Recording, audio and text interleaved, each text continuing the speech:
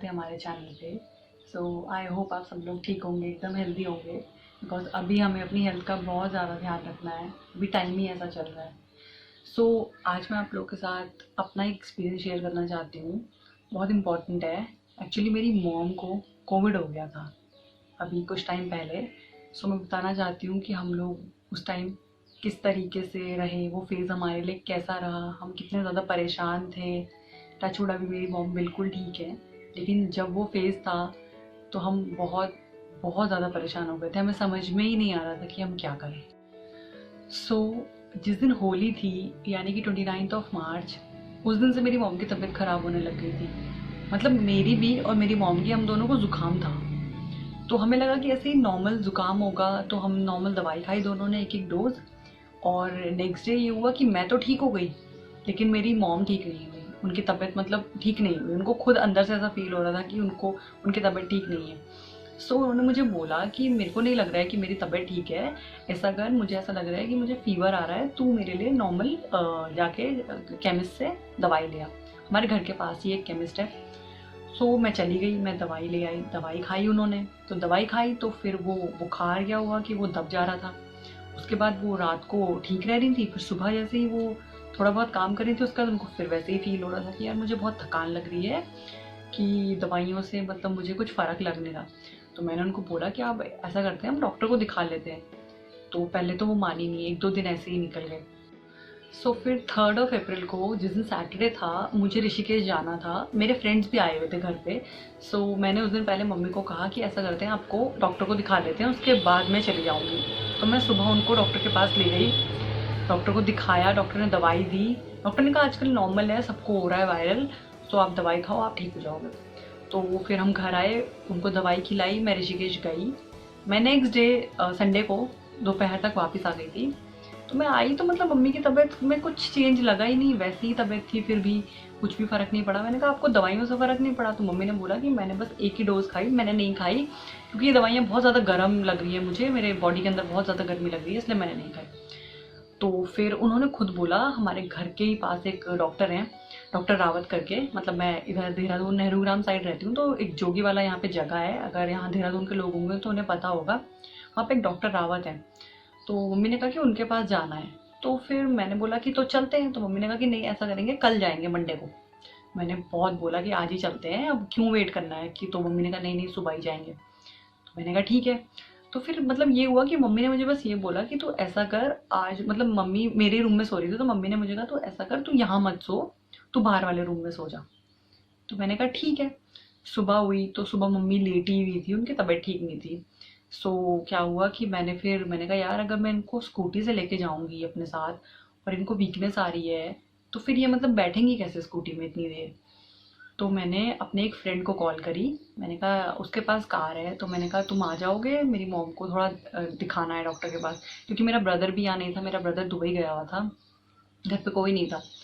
तो फिर वो आ गया सुबह के टाइम, आई थिंक 10:30 बजे वो आ गया था। सो 10:30 बजे हम घर से चले गए थे। 10:30 बजे हम घर से गए। उस दिन मैंने अपने ऑफिस से ऑफ ले लिया था। हम घर से चले गए 10:30 बजे, डॉक्टर के पास गए।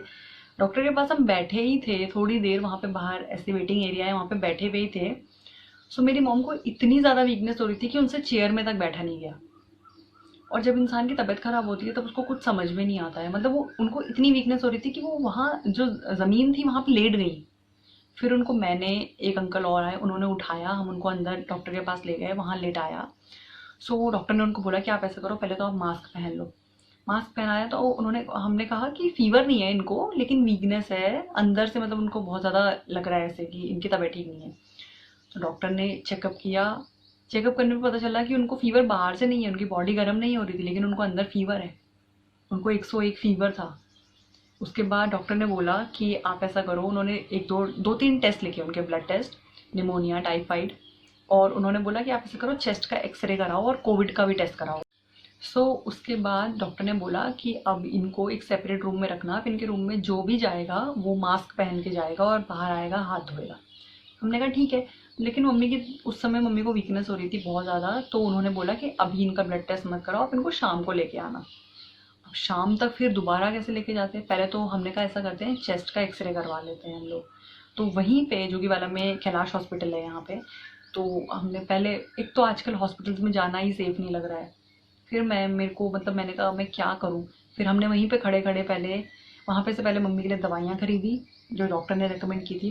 फिर वहीं पे खड़े खड़े हम चेक कर रहे थे कि यहाँ पे कहाँ पे चेस्ट का एक्सरे होता है। तो हमने एक जगह फ़ोन किया, मतलब इतना महंगा हो गया है सब कुछ कि हमने एक जगह फ़ोन किया कि हमें चेस्ट का एक्सरे कराना है। तो उन्होंने बोला कि अगर आप एक्सरे कराओगे नॉर्मल फिल्म लोगे तो उसका अलग चार्ज है, लेकिन अगर डॉक्टर उस एक्सरे को देखेगा तो एक एक्सरे देखने के एक डॉक्टर की फ़ीस 700 रुपीज़ थी। कैन यू इमेजिन, 700 रुपीज़ में केवल वो एक एक्सरे देख रहे थे। सो हमने ऐसा सोचा, हमने कहा ऐसा करते हैं फिल्म ही निकलवा लेते हैं नॉर्मल एक्सरे की। तो वहीं पे पास में एक हॉस्पिटल है, वहाँ गए, चेस्ट का एक्सरे करवाया, लेके उसको मैं डॉक्टर के पास गई दिखाने के लिए। सो उस समय तो डॉक्टर ने बोला कि मैं तो इसमें स्पेशलिस्ट नहीं हूँ, तो I don't know anything about it, आप ऐसा करो आप किसी डॉक्टर से ही दिखवा के लाओ कि वो क्या बोलते हैं इसमें क्या है। उसके बाद तब तक मम्मी थोड़ा सा स्टेबल हो गई थी, तो मैंने मम्मी को कहा कि आप ऐसा करो कि आप, अब हम यहाँ पे आए गए हैं तो आप ब्लड भी दे दो अपना। तो फिर मैंने उनसे रिक्वेस्ट करी जो वहाँ पे थे, मैंने कहा आप ऐसा करो, मम्मी कार में बैठी है, आप वहीं पे से उनका ब्लड सैंपल ले लो और रिपोर्ट लेने मैं आ जाऊँगी फिर। तो उन्होंने वहीं से उनका ब्लड सैंपल लिया और उसके बाद मैंने कहा मैं शाम को आ जाऊँगी रिपोर्ट लेने के लिए। उन्होंने बोला ठीक है ओके। उसके बाद कोविड टेस्ट कराना जाना था। अब यहाँ पे जो देहरादून के लोग होंगे उनको पता होगा कि जिस तरफ आईएसबीटी वाली रोड है वहाँ पे सॉलिटेयर होटल है, उससे थोड़ा सा आगे जाके एक आहूजा पैथोलॉजी है। सो मैंने अपने ब्रदर को कॉल करी तो उसने मुझे कहा कि तुम लोग ऐसा करो आहूजा चले जाओ और वो लोग 500 रुपीज़ चार्ज करते हैं टेस्ट का, और वो ना नेक्स्ट डे मतलब आपको रिपोर्ट मिल जाएगी। तो हमने कहा ठीक है, मतलब दिन हो गई थी आई थिंक, उसने बोला 2 बजे वो बंद हो जाता है तो उससे पहले चले जाना, तो हमें 1 बज गया था। तो मैं उससे बात ही कर रही थी व्हाट्सएप पे और हम आधे रास्ते तक चले गए थे, तब तक उसका ये टेक्स्ट आ गया कि आधार कार्ड लेके जाना मम्मी का। अब आधार कार्ड हम घर से लेके आए नहीं थे उस टाइम। फिर हम आधे रास्ते से वापस घर आए, फिर मैंने आधार कार्ड लिया, उसके बाद हम फिर वापस गए। तो मम्मी मतलब गाड़ी में पीछे वाली सीट में लेटी हुई थी, उनकी इतनी हिम्मत भी नहीं हो रही थी कि वो बैठ सकें। उसका आधार कार्ड लेके हम वहाँ गए, मैंने बोला आप कार में बैठे रहो, मैं फॉर्म वगैरह फिल करती हूँ, लाइन में मैं खड़ी रहूँगी, जब आपका नंबर आएगा तब आपको बुला लेंगे। मैं खड़ी रही, 1:30 बज गया। उसके बाद एक्चुअली वहाँ स्लॉट्स में लोगों के चेकअप्स होते हैं, मतलब ये टेस्ट होते हैं। तो ऐसे जैसे 10 लोगों का या 11 लोगों का एक बार में वो ग्रुप अंदर भेज देते हैं, बाकी लोग बाहर खड़े रहते हैं। 2 बजे वो बंद कर देते हैं। 1:30 बज गया था, हम खड़े थे, तब तक अचानक से उन्होंने, गार्ड ने बोला कि अब बाकी लोगों का नहीं होगा, उन्होंने अंदर से कह दिया इतने ही लोगों का होगा आज, आप लोग कल आना। अब इतनी देर वहाँ खड़े रहे, फिर वापस घर आने के लिए, फिर उसके बाद मैंने कहा मम्मी आज तो होगा नहीं टेस्ट, कल होगा, घर चलो। घर आए वापस तो 3 बज गया था मैं घर आते आते। सो जैसे ही हम घर आए मम्मी आके सीधा लेट गई, मतलब उनकी इतनी हालत ख़राब हो गई कि वो लेट गई, उनसे खड़ा भी नहीं हुआ जा रहा था। और उसके बाद उनको खांसी, इतनी खांसी, बहुत ज़्यादा खांसी। मैंने फिर मम्मी को बोला, मैंने कहा आप एक रूम में अकेले रहो और आप मास्क पहन के रहो। सो उसके बाद डॉक्टर ने मम्मी को ORS वगैरह लिख रखा था, मैंने वो ORS मम्मी को दिया तो मम्मी ने बोला कि मुझे तो बिल्कुल पसंद नहीं है ये। मैंने कहा फिर भी थोड़ा बहुत पी लो आप, धीरे धीरे थोड़ा सा। दवाई दी थी, वो दवाई खाई, जैसे तैसे वो रात हमने काटी। नेक्स्ट डे मतलब मैंने रात को अपने एक फ्रेंड को कॉल करी, मैंने कहा पहले दिन जिसको बुलाया उसको रोज़ रोज़ कैसे बुलाऊँ। फिर मैंने अपने दूसरे फ्रेंड को कॉल करी, मैंने कहा यार अगर मतलब तुम कल आ सकते हो तो मेरी मॉम को लेके जाना है। तो फिर ऐसा होता है कि ऐसे टाइम पे ना आपका कितना भी अच्छा दोस्त है, कोई भी लोग चाह के भी मदद नहीं कर सकते हैं, क्योंकि आ ही नहीं सकते हैं लोग, लोगों को लगता है हमें हो जाएगा, प्रॉब्लम हो जाएगी। सो फिर उसने मना कर दिया कि वो तो नहीं आ पाएगा। फिर मैंने एक दूसरे को कॉल करी, उसने भी मना कर दिया। फिर मैं सुबह सोच रही कि मैं क्या करूं, कैसे ले जाऊं। उसके बाद मेरे पड़ोस में एक भैया रहते हैं, मैंने उनको पूछा ऐसे ही जस्ट, मैंने कहा आप प्लीज़ लेके जाओगे? तो उन्होंने बोला हाँ ठीक है मैं ले जाऊँगा। फिर सुबह मम्मी को हम दोबारा से वहाँ आहूजा ले गए, मैं वहाँ लाइन में खड़ी रही। हम चले गए थे घर से 9 बजे और लाइन में खड़ी रही मैं। 10 बजे हमारा वाला जो ग्रुप था उनका नंबर 10 बजे आया, मम्मी तब तक कार में बैठी रही। सो फिर मैं अंदर ले गई उनको, तो वहाँ पे लाइंस में वो ऐसे खड़ा कर देते हैं सबको, तो ऐसे अलग अलग नंबर्स दिए जाते हैं। उसके पहले वो आधार कार्ड लेते हैं, आपका जो फॉर्म होता है उसके साथ उसकी फ़ोटो क्लिक होती है, उसके बाद फीस जमा होती है, उसके बाद एक एक करके टेस्ट होता है, तो इसमें बहुत टाइम लगता है। तो मेरी मॉम की इतनी हालत ही नहीं थी कि वो वहाँ खड़ी रह सके। उसके बाद वो ज़मीन में ही बैठ गई, तो फिर उनको एक चेयर दी गई कि आप इस पर बैठ जाओ। उसके बाद टेस्ट हुआ, टेस्ट होने के बाद हम उनको घर लेके आए तो वो लेट गई। उसके बाद वो वाला दिन हमें वेट करना था क्योंकि रिपोर्ट आनी थी अगले दिन। उससे पहले दिन मैं शाम को इनकी जो ब्लड टेस्ट हुआ था उसकी रिपोर्ट लेने चली गई थी। उसमें निमोनिया और टाइफाइड की रिपोर्ट आनी थी। मैंने डॉक्टर को दिखाया, उसमें कुछ भी नहीं आया, ना निमोनिया था ना टाइफाइड था। तो फिर हमें ऐसा हो गया कि यार अब कोविड ही होगा और क्या होगा। उस फॉर्म में ऐसा होता है, कोविड वाला जो फॉर्म होता है उसमें आपको अपना एक ईमेल आईडी देना होता है जिसपे वो आपकी रिपोर्ट भेजता है। मैं सुबह वेट करती रही, ईमेल आईडी बार बार अपनी ईमेल आईडी चेक करती रही कि अब आएगी रिपोर्ट, अब आएगी रिपोर्ट ही नहीं आई। परेशान हो गई कि अगर रिपोर्ट जब तक नहीं आएगी तब तक हम इनका ट्रीटमेंट कैसे कराएंगे। फिर रिपोर्ट नहीं आई। उसके बाद मैंने कॉल करी आहूजा में। मैंने फिर उनको नाम बताया पेशेंट का, आईडी नंबर, आधार नंबर बताया। फिर उन्होंने मुझे मेल करी रिपोर्ट आई, रिपोर्ट आ गई पॉजिटिव। जब पॉजिटिव रिपोर्ट आ गई मैंने कहा अब क्या करें। फिर पहले मैंने सोचा कि मम्मी को बताऊं नहीं बताऊं, कहीं ऐसा ना हो कि जो बीमार इंसान है वो और ज़्यादा बीमार हो जाए। फिर मैंने कहा बताना तो पड़ेगा ही। मैंने मम्मी को नॉर्मल ऐसे बोला। मम्मी ने कहा रिपोर्ट आ गई। मैंने कहा हाँ आ गई है, पॉजिटिव आई है। तो मेरी मॉम ने कुछ नहीं बोला। मेरी मॉम ने बोला कुछ नहीं होता, मैं ठीक हो जाऊंगी। सबसे बेस्ट चीज़ यही लगी मुझे कि मेरी मॉम ने बिल्कुल भी नेगेटिविटी ऐसे नहीं क्रिएट करी कि मेरी तबीयत ख़राब है, क्या हो जाएगा, कुछ भी नहीं। उन्होंने बोला मैं ठीक हो जाऊंगी। उसके बाद मैंने कहा कि अब आपकी जो दवाइयाँ होंगी वो हमें बदलनी पड़ेंगी। तो डॉक्टर ने कहा था कि अगर कोविड रिपोर्ट आएगी पॉजिटिव तो यहाँ लेके आना। अब कोविड पेशेंट को हम कैसे डॉक्टर के पास लेके जाएं। उसके बाद मेरे जो मामा हैं वो फार्मासिस्ट हैं, तो मेरे दिमाग में ऐसे ही आया। मैंने मम्मी को कहा कि मैं ऐसा करती हूँ, मैं मामा को कॉल करती हूँ, उनसे पूछती हूँ, क्योंकि एक्चुअली में मेरे मामा जी जो हैं उनको भी कोविड हुआ था। तो मम्मी ने कहा हाँ फ़ोन कर। तो मैंने उनको फ़ोन किया तो उन्होंने मुझे कहा कि तू ऐसा कर, मुझे रिपोर्ट भेज एक बार। मैंने उन्हें रिपोर्ट भेजी, उन्होंने अपने डॉक्टर को भी दिखाई। फिर उनका फ़ोन आया मुझे कि देख रिपोर्ट तो पॉजिटिव है, तो तू ऐसा कर अब मैं तुझे पूरी डोज भेज रहा हूँ दवाइयों की, तू वो ही दवाइयाँ ला और वो ही दवाइयाँ जो जो लिखा है उसमें जैसे जैसे वैसे खिला इनको और ये ठीक हो जाएंगी, कुछ नहीं होता। तो वो दवाइयाँ थी वो थी अजीथ्रोमाइसिन, आइवरमेक्सिन, इवास्टेम, पैरासिटामॉल, रेंटैग, विटामिन सी और शेलकैल। ये सब दवाइयाँ थी। उन्होंने मुझे बोला कि तू इन दवाइयों को जिस तरीके से मैंने लिख के भेजा है तू वैसे ही खिला और ठीक हो जाएगा, कुछ नहीं होता है। मैंने फटाफट से वो दवाइयाँ वगैरह मंगवाई। मेरी फ्रेंड है उससे मंगवाई वो दवाइयाँ। फिर मैंने ये भी पूछा उनको, मैंने कहा खांसी भी हो रही है इनको, कफ सिरप भी देना पड़ेगा। तो उन्होंने कफ सिरप भी बताया मुझे कि एस्कोरिल दे दे और ये सब दवाइयाँ लगातार खिलाओ और चावल वगैरह नहीं खिलाने हैं, नॉर्मल मतलब दाल खिचड़ी ये सब दो। तो मैंने कहा ठीक है। अब सबसे बड़ी प्रॉब्लम ये थी कि मेरा ऑफिस, घर का भी काम, मम्मी को भी देखना, मतलब मेरे ऊपर इतना प्रेशर बन गया था कि मुझे समझ में नहीं आ रहा था कि मैं क्या करूँ, कहाँ से शुरू करूँ। मम्मी को देखना बहुत ज़्यादा ज़रूरी था क्योंकि मम्मी की तबीयत बहुत ज़्यादा ख़राब थी।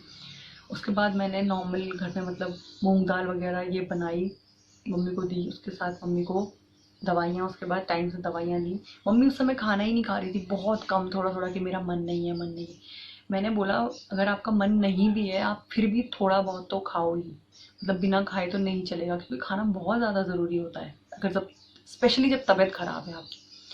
तो फिर मैंने उनको मतलब ज़बरदस्ती थोड़ा खाना उनको देते रहे, सुबह शाम दिन में। तो उनकी इतनी ज़्यादा हालत ख़राब हो गई थी वीकनेस की वजह से कि वो हमारे घर एक रूम से वॉशरूम तक जाने में उनको इतना टाइम लगता था क्योंकि वो चल ही नहीं पाती थी, वो सीधी खड़ी ही नहीं हो पाती थी, इतनी ज़्यादा प्रॉब्लम हो गई थी। मतलब हम इतने बड़े हो गए हैं, मैंने आज तक अपनी मॉम को कभी इतना बीमार नहीं देखा, पहली बार हमने उनको ऐसे देखा है। एंड सबसे बड़ी प्रॉब्लम इस बीमारी में ये है कि आप खड़े होकर पेशेंट को देख सकते हो, आप कुछ नहीं कर सकते हो, आप हेल्प नहीं कर सकते हो। नॉर्मल सी बात होती तो मैं उनको मतलब उनको पकड़ के लेके वॉशरूम तक चली जाती, उनको हाथ पकड़ के। ऐसे में आप ना उनका हाथ पकड़ सकते हो ना कुछ कर सकते हो, आप कुछ भी नहीं कर सकते हो, मतलब इतना हेल्पलेस फील करते हो आप कि हम कुछ नहीं कर पा रहे। बहुत मुश्किल से वो फिर वॉशरूम से आती थी। फिर जैसे वो वॉशरूम से आती थी मैं पूरा वॉशरूम में मैं डिटॉल डाल के फिनाइल डाल के उसको धोती थी, जहाँ जहाँ मम्मी जाती थी पूरे में सैनिटाइजर, मतलब इतना सैनिटाइजर हमने पिछले लॉकडाउन से इस लॉकडाउन में यूज़ नहीं किया जितना सैनिटाइजर हमने उस महीने में यूज़ कर लिया। उसके बाद मम्मी को मतलब मम्मी की हालत, पहले दिन कोई भी फ़र्क नहीं लगा मुझे, सेकेंड डे कोई भी फ़र्क नहीं, मतलब शुरू के 3 दिन मतलब इतना इतना ज़्यादा पावरफुल वायरस है ये कि इंसान को तोड़ के रख देता है। बिल्कुल भी कोई फ़र्क नहीं था शुरू के 3 दिन। And I was so worried कि अगर ऐसे ही तबीयत ख़राब रहेगी, अगर इनको हॉस्पिटलाइज करना पड़ जाएगा तो हॉस्पिटल्स की हालत तो वैसे ही इतनी ख़राब है, वहाँ तो और इंसान डिप्रेस हो जाए, उसकी तबीयत ख़राब हो जाए तो हम क्या करेंगे। उसके बाद हमने अपने अगल बगल किसी को कुछ नहीं बताया कि कोविड है या कुछ है। हम अपने घर के अंदर सारे के सारे पैक हो गए। घर का काम, ऑफिस का मेरा इतना ज़्यादा काम था उस टाइम, डबल ट्रिपल काम हो रखा था, जबकि मेरी वीकेंड्स पे छुट्टी होती है, लेकिन उस टाइम मेरी सैटरडे को भी छुट्टी नहीं थी, मुझे इतना काम था। तो मेरा ऑफिस का भी काम, घर का भी काम। मम्मी ने फ़ोन वोन भी, मतलब मम्मी यूज़ नहीं कर रही थी, फ़ोन भी उनका मेरे पास, वो फ़ोन सारा दिन बजता रहे, मैं किसी का फ़ोन ही नहीं उठाती थी। अब किसी को कितना क्या क्या बोले, सबको एक सेम स्टोरी सुनानी पड़ती थी। मैं फ़ोन से वो नहीं उठाती थी। कभी कोई घर पे आ जाता था तो बड़ी मुश्किल से बाहर फटाफट जाके गेट पे ही उनको बात करके कि नहीं नहीं ऐसे ही, कि नॉर्मल मम्मी की तबीयत थोड़ा ठीक नहीं है तो आप बाद में आइएगा, अभी मम्मी नहीं मिल रही है किसी से। मतलब मैं इतना ज़्यादा परेशान हो गई थी। शुरू के 3 दिन तो मुझे ऐसा हो गया था कि मम्मी की तबीयत में तो मतलब कुछ भी फ़र्क नहीं है, दवाइयों से कुछ भी नहीं हो रहा है, ऐसे कैसे, अगर ऐसी हालत रहेगी तो कैसे चलेगा। और ये कोविड में ऐसा है कि आपको ना पूरे दिन में एक बार फीवर आएगा, पूरा दिन फीवर नहीं आता इसमें, पूरे दिन में बस एक बार फीवर आएगा, और बाकी वीकनेस और खांसी। वो इतना खांसती थी कि मतलब वो कहती थी कि मुझे ऐसा लगता है कि मेरा ये जो सीना है फट जाएगा, इतनी खांसी हो रही है, मतलब मुझे इतनी प्रॉब्लम होती थी। उसके बाद हमने क्या किया कि मतलब मम्मी को बोला कि आप बिल्कुल खाना वगैरह कुछ नहीं छोड़ोगे, खाना तो आपको खाना ही है और ये दवाइयाँ खानी है कंटिन्यूसली। मैं मामा जी के कांटेक्ट में थी, वो मुझे बार बार पूछते रहते थे कि अब कैसी तबीयत है। तो उन्होंने मुझे बोला कि शुरू के 3 दिन तो बहुत ज़्यादा हालत ख़राब रहेगी, इसमें ऐसे ही होता है, उसके बाद थोड़ा सा ठीक हो जाएगा इंसान। तो शुरू के 3 दिन बहुत ज़्यादा फीवर रहा मम्मी को। उसके बाद भी मतलब वीकनेस इतनी रही कि मम्मी खड़ी ही नहीं हो पाती थी। वॉशरूम पूरा पूरा दिन में एक बार जाना, क्योंकि कौन खड़ा होगा और कौन वॉशरूम तक जाएगा, इस वजह से मम्मी जाती ही नहीं थी वॉशरूम। तो वहाँ पे मम्मी पूरा दिन एक रूम में लेटी रहती थी, तो मैं बीच बीच में पूछती रहती थी हमेशा, घर का काम भी करती थी, अपने ऑफिस का भी काम करती थी। मतलब उस टाइम मुझे सुबह से रात कब हो रही है मुझे पता ही नहीं चलता था, मुझे कुछ पता नहीं चलता था। इवन मेरे घर के दरवाजे के बाहर भी नहीं गई हूँ मैं उन टाइमों पे, मुझे कुछ पता ही नहीं था कि क्या हो रहा है। फिर उसके बाद हमने मतलब मम्मी फिर 3 दिन गए तो फीवर थोड़ा कम हो गया, फीवर कम हुआ, लेकिन खांसी बहुत थी, वीकनेस बहुत ज़्यादा थी। तो मैंने अपने मामा जी को दोबारा बोला, मैंने कहा इनकी तो वीकनेस खत्म ही नहीं हो रही। तो उन्होंने मुझे फिर कहा कि तुम ऐसा करो, एक पत्ता, एक मॉक्सिरिच करके एक दवाई आती है, वो भी लेके आओ वीकनेस के लिए, तो उससे फ़र्क पड़ेगा। तो फिर मैं वो भी लेके आई, मैंने वो भी देनी चालू करी मम्मी को। उसके बाद 1 हफ्ते के बाद मतलब मम्मी में थोड़ा सा फ़र्क आया, तो मम्मी क्या करती थी, थोड़ा थोड़ा बेड में ही, मैं कहती थी आप दिन भर लेटे मत रहा करो, थोड़ा सा बेड पे बैठा भी करो, आप चाहे टेक लगा के बैठ जाओ। तो ज़्यादा दिन नहीं बैठ पाती थी क्योंकि वीकनेस होती थी इतनी ज़्यादा। थोड़ा थोड़ा बैठने लगी, फिर पहले तो बिल्कुल मतलब जब बहुत बीमार थी तो बात भी नहीं करती थी, फिर थोड़ा थोड़ा हल्का हल्का बात करने लग गई, हम बाहर अंदर ऐसे ही, मतलब वो अंदर थी, हम बाहर से ऐसे ही बात करते थे। उसके बाद क्या हुआ कि मम्मी थोड़ा मतलब फिर क्या हुआ कि खाने में पहले तो हम बिल्कुल दाल ही देते थे, बिल्कुल लिक्विड। उसके बाद मैंने दाल में एक एक रोटी चूर चूर के मम्मी को कि आप ये भी खाओ, मतलब ज़रूरी है बॉडी के लिए, तो आप ये खाओ। हल्दी वाला दूध दिया, ये पियो, काढ़ा खरीदा कि काढ़ा पियो, सुबह शाम काढ़ा दिया उनको। उसके बाद क्या हुआ, अराउंड 12 दिन के बाद, मतलब मम्मी की जब तबीयत के बाद 12 दिन के बाद मुझे लगा कि मेरी तबीयत ठीक नहीं है। अब मैं सारा दिन मम्मी के साथ थी तो शायद मुझे मुझे ऐसा फील हुआ कि मेरी तबीयत अब ख़राब लगने लग गई है मुझे। एक दिन मैं सुबह उठी तो मेरे पैरों में बहुत ज़्यादा दर्द हो रहा था।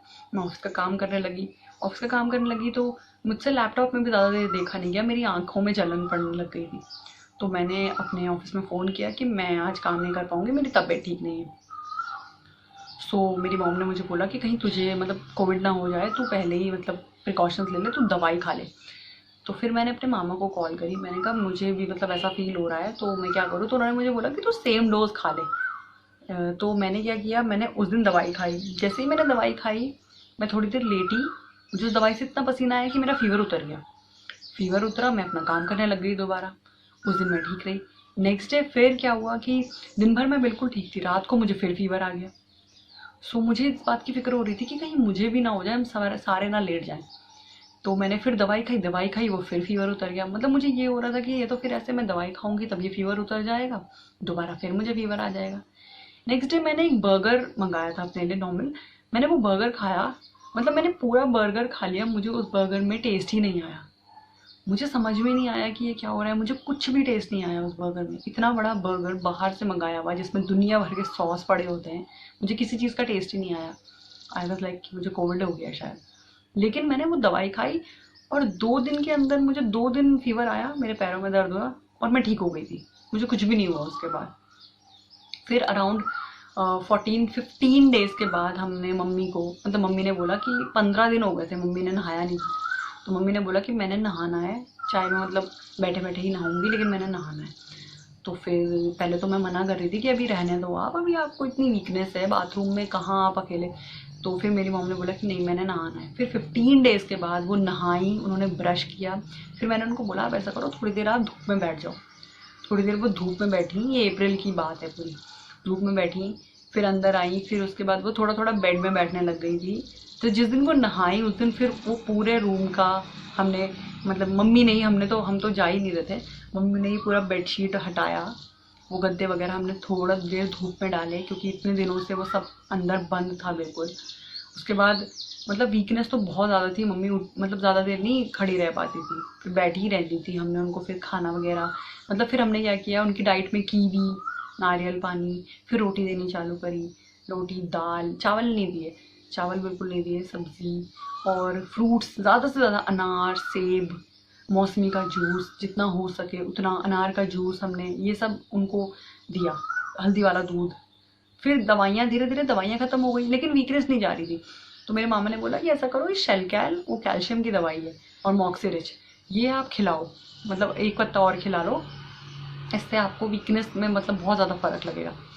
फिर हमने वो खिलाया मम्मी को। उसके बाद मम्मी धीरे धीरे धीरे धीरे धीरे धीरे रिकवर होने लग गई। सो मतलब अभी तो ये है कि शी इज़ फुली रिकवर्ड, अभी बिल्कुल ठीक है। लेकिन मैं अभी भी उनको बहुत मना करती हूँ कि आप प्लीज़ कुछ काम मत करो, अभी आप मतलब आराम करो, क्योंकि जो हमने उस टाइम देखा है ना, मैं बिल्कुल नहीं चाहती कि हम उसको दोबारा देखें।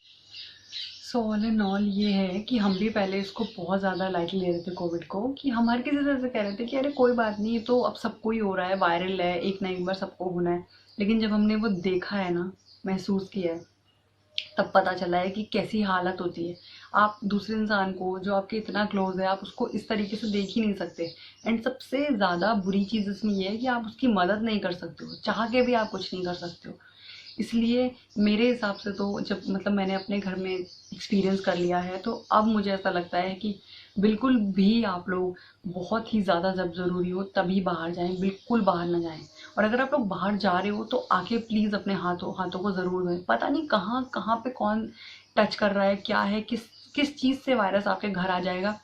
एंड सबसे बड़ी चीज़ उसमें इम्यूनिटी का चक्कर है। अगर आपकी इम्यूनिटी वीक है तो फिर आप कुछ नहीं कर सकते हो, उसमें कुछ भी नहीं कर सकते हो।